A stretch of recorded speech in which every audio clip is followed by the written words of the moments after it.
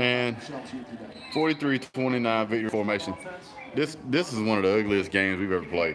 This is terrible.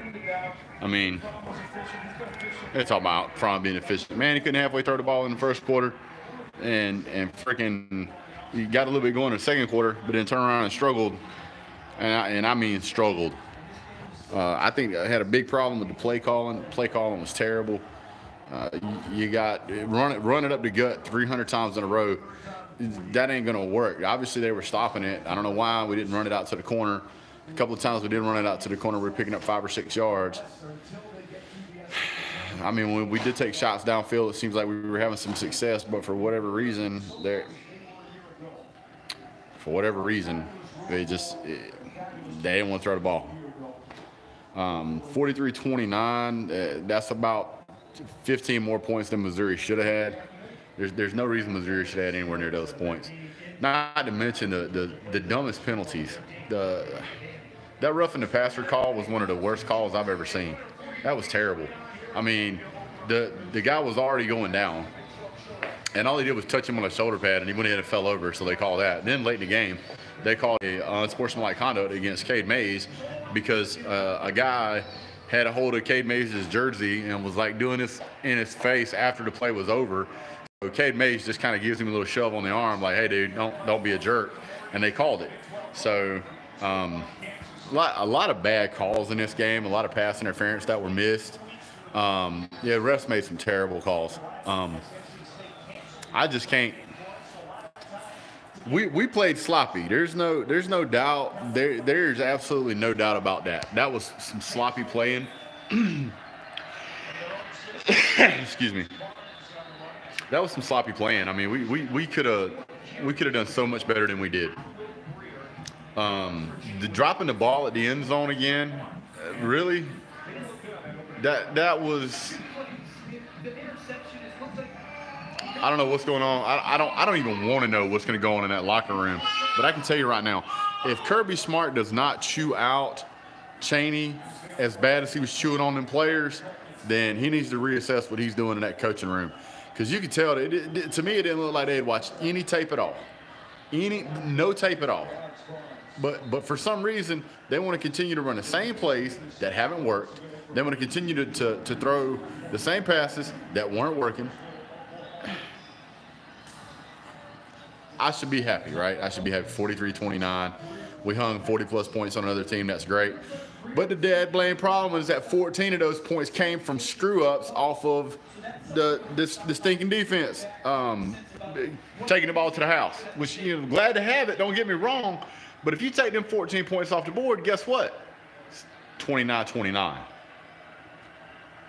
I don't fault Rodrigo for missing that field goal. Field goals get missed all the time. It happens. But there's a lot of work that's got to be done. A lot of work. You can't play like that against. If we're planning to be in the SEC championship, and we're planning on playing who it's probably going to be Alabama, we absolutely cannot play like that. If Missouri did that to us, no. Sloppy. The game was overlooked. I don't think they took Missouri seriously. Yeah, my wife did say it was going to be a closer game than I said it was going to be. She absolutely did. I predicted the game to be 45-14, but to me there was no reason why.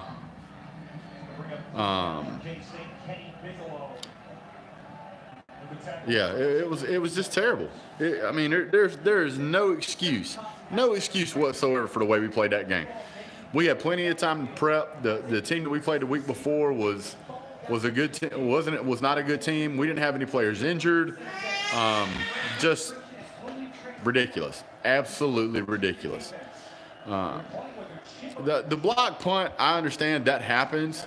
I mean, it's really hard as a special on special teams to get up and block and prevent somebody from blocking a punt.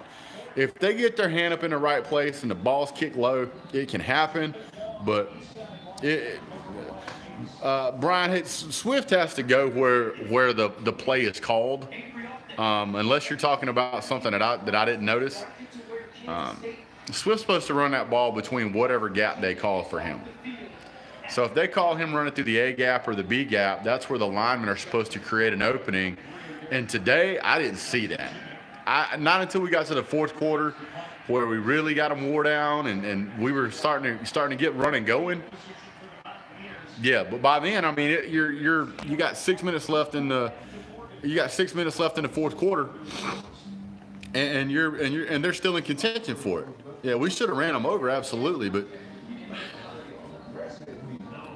the problem is that any team, a D1 school, especially an SEC team, if you stack the box, if you know they're going to run between the A gap or the B gap, and you load that box every time, it doesn't matter.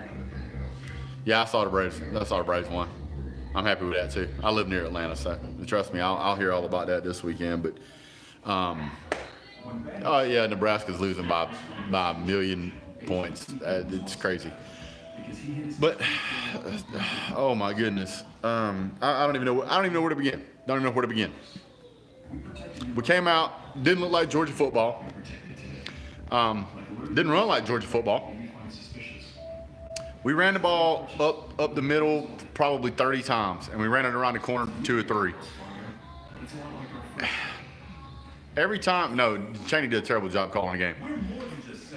Whenever you play an SEC team or you play a Division I school, and all you do is run the ball up the middle, guess what?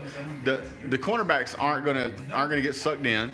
The safeties are gonna play up because you're not throwing the ball downfield enough for them to worry about. And really, that's the only reason those two long touchdowns that we got on the big plays, those were only because we had ran the ball so many times up the middle and thrown so many passes short that we decided that, hey, we're gonna run the ball. We're gonna take a shot downfield because they've completely forgot that we have receivers.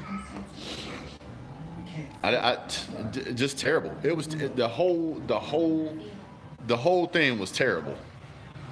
I mean, yeah, we had no sacks. I mean, which for whatever reason has been the case all year.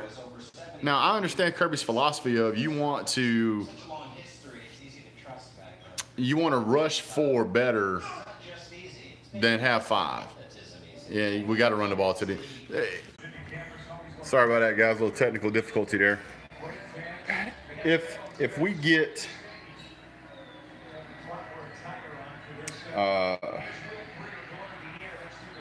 I mean, you hang 43 points on the board against a Division I school, I guess you should be happy, you should be excited. But I just know that if we do not get out there and get after it like we're supposed to, we're not going to be able to do it against the tougher teams.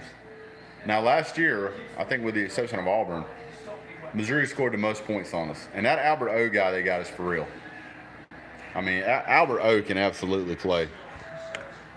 That guy gets out there, he gets after it. He's really big. I mean, the guy's huge. I don't know if he's like 6'6", 285 or something, but anybody that big that's playing as a wide receiver, he's going to be trouble. And I don't know why we waited until so late in the game to switch over and put DeAndre Baker on him. You know, if I'm gonna dial that up, I'm gonna put my best defensive guy, DeAndre Baker, on their best offensive weapon. And then once we did that, it seemed like Locke began to struggle. It does not look to me like we have any type of pass rush at all.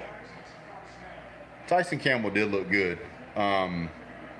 Who was that kept jumping off sides? We had somebody jumped off sides twice. Who was that? Really? We're 4 or 5 games in. Why are we jumping off sides? Kirby's got some work to do this week. We got lucky today. We barely have more yards than they do. If we did have more yards than they do, it wasn't much. I think at one point it was they had more yards than us, and at another point we had more yards than them. At the end of the game, I think it was close to 20. Cleveland, I don't know anything about Cleveland, Brian. But yeah, anyway, you know, Dogs could have did a much better job. Coaching staff did a sloppy job. Play calling was sloppy. Special teams was kicking butt. We had a touchdown on special teams, a touchdown on defense, and a touchdown on offense. So I don't know. I didn't see what he went out for. I missed that. I must have went to the bathroom or something. But I'll check on that and probably put that in my next video. But he's it's a win's a win. We 4-0, so I guess I can be happy about that. But they got some improvements to do for next week. Good Lord. All right, guys. Thanks so much for jumping on. I'll try to make a video about kind of the combined stats that we've had so far, what we've got looking forward, and some other team stuff. Yeah, and empty happiness. Yeah, pretty much. We should have won this game. We didn't win the game. We should have won it by a greater margin than we did. If it wasn't for the two turnovers that gave us points, we might still be playing. I don't like that. I don't think Kirby's going to like that either. But anyway, I'm going to try to make a video that's going to compile our stats for the first 4 games and kind of look at where we're at and what we're averaging. Until we got to this game, it was, you know, our points scored against us was really good. Not so much anymore. But anyway, all right, guys. Thanks so much. Talk to you guys soon. God bless. Go Dogs.